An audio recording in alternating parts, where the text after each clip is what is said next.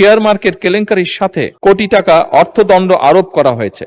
বিগত স্বৈরাচার ফ্যাসিবাদ সরকারের আমলে দেশের শেয়ার বাজারের ধারাবাহিক পতনের কারণ উদ্ঘাটনের লক্ষ্যে বিভিন্ন সময় বিভিন্ন বিশেষজ্ঞ, বিনিয়োগকারী সংগঠন এবং বিভিন্ন তদন্তকারী সংস্থার কার্যক্রম পরিচালনা করেছে।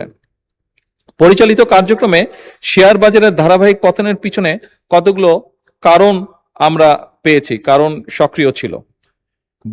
কারণগুলি নিম্নরূপ, যেমন বাজার কারসাজি এবং কৃত্রিমভাবে শেয়ারের দাম বাড়ানো কমানো। এরপরে কিছু কোম্পানির আইপিও ও বন্ড ইস্যুতে বিভিন্ন রকম অনিয়ম। এরপর নিয়ন্ত্রক সংস্থা দীর্ঘমেয়াদী দুর্বল তদারকি এবং সময় মতন ব্যবস্থা গ্রহণ না করা। এরপরে কর্পোরেট সুশাসনের ঘাটতি এবং আর্থিক তথ্যের স্বচ্ছতার অভাব। এরপর প্রাতিষ্ঠানিক বিনিয়োগকারীদের সীমিত অংশগ্রহণ এবং বাজার আস্থার সংকট। এরপর নীতিগত অসঙ্গতি এবং বিনিয়োগকারীদের মধ্যে অনিশ্চয়তা। এরপর পুঁজিবাজার বান্ধব কর নীতির অভাব। মাননীয় স্পিকার, ধারাবাহিকভাবে শেয়ার মার্কেটের পতন ঘটিয়ে হাজার হাজার বিনিয়োগকারীদের নিঃস্ব করার জন্য যারা দায়ী তাদের চিহ্নিত করা সহ তাদের বিরুদ্ধে আইনানুগ ব্যবস্থা গ্রহণে বর্তমান সরকার পরিকল্পনা গ্রহণ করেছে।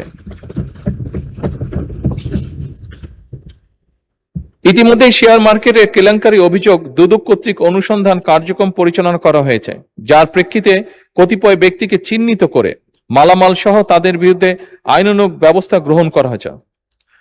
মামলা সহ তাদের বিরুদ্ধে আইনানুগ ব্যবস্থা গ্রহণ করা হয়েছে। এছাড়া শেয়ার মার্কেট কেলেঙ্কারির সাথে আরো অন্যান্য যে সকল ব্যক্তি প্রতিষ্ঠান জড়িত কিনা তা উদ্ঘাটনের কার্যক্রম চলমান রয়েছে। মাননীয় স্পিকার, ইতিমধ্যে শেয়ার মার্কেট কারসাজি, অনিয়ম ও দুর্নীতিগ্রস্ত ব্যক্তি এবং প্রতিষ্ঠানের বিরুদ্ধে Bangladesh securities and exchange commission কর্তৃক শাস্তিমূলক ব্যবস্থা হিসাবে 1497 কোটি টাকা অর্থদণ্ড আরোপ করা হয়েছে। এছাড়া দায়ী বিভিন্ন প্রতিষ্ঠান এবং ব্যক্তিদের চিহ্নিতকরণে গঠিত তদন্ত কমিটির গঠন এবং প্রদত্ত প্রতিবেদনের ভিত্তিতে ব্যবস্থা গ্রহণের জন্য দুর্নীতি দমন কমিশনে প্রেরণ করা হয়েছে।